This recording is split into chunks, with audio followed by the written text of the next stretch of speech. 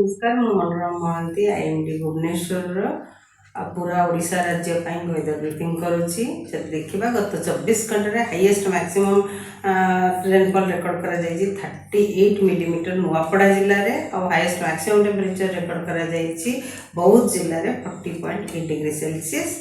आगामी 7 दिन जो फोरकास्ट रही आगामी 7 दिन पर्यंत वर्षा हल्का मध्यम धरण वर्षा सहित बिजुली घड़घड़ी भी रही संभावना रही।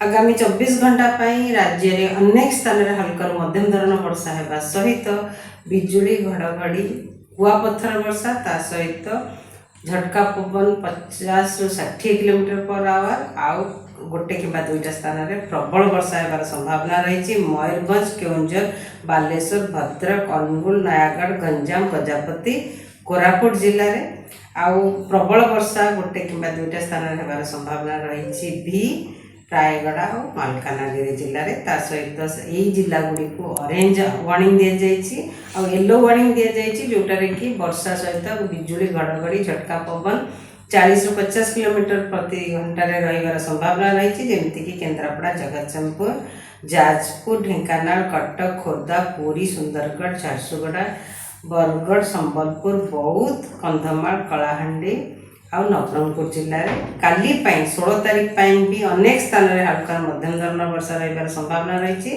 सहित येलो वार्निंग दि जाइए जोटारे कि वर्षा सहित बिजुली घड़घड़ी वर्षा आ झटका पवन 40 ରୁ 50 किलोमीटर पर आवर प्रति घंटा रही संभावना रही। मयूरभंज केउंझर बालेश्वर गंजाम गजपति कोरापुट नवरंगपुर जिले में 17 तारीख रे पोस्टल ओडिशा मयूरभंज केउंझर रायगढ़ मालकानगिरी कोरापुट नवरंगपुर जिले में वर्षा रही संभावना रही। सहित वार्निंग दि जाइए येलो वार्निंग दि जाइए जोटारे कि बिजुली घड़घड़ी सहित झटका पवन 40 ରୁ 50 किलोमीटर प्रति घंटा रही संभावना रही। वर्षा सहित मयूरभंज केउंझर बालेश्वर रायगढ़ नवरंगपुर कोरापुट मालकानगिरी जिले में 18 तारीख रे भी वर्षा वार्निंग दि जाइए येलो वार्निंग दि जाइए मयूरभंज केउंझर बालेश्वर भद्रक केन्द्रापड़ा जगतसिंहपुर जाजपुर रायगढ़ कलाहांडी नवरंगपुर कोरापुट मालकानगिरी जिले में जोटारे कि वर्षा सहित बिजुली घड़घड़ी झटका पवन 40 ରୁ 50 किलोमीटर पर आवर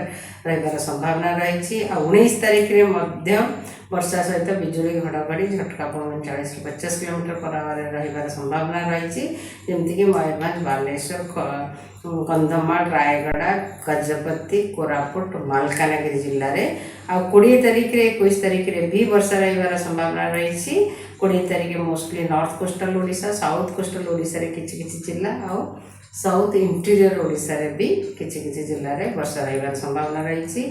आ 20 तारीख 21 तारीख बेलू वर्षा परिमाण बहुत ड्रास्टिकल रिडक्शन रोटे कि दुईटा जिले में काँ भाँ जगार हो पाए जमीक मालकानगिरी कोरापुट जिले में गोटे कि दुईटा स्थान में हल्का मध्यम धरण वर्षा होगार संभावना रही।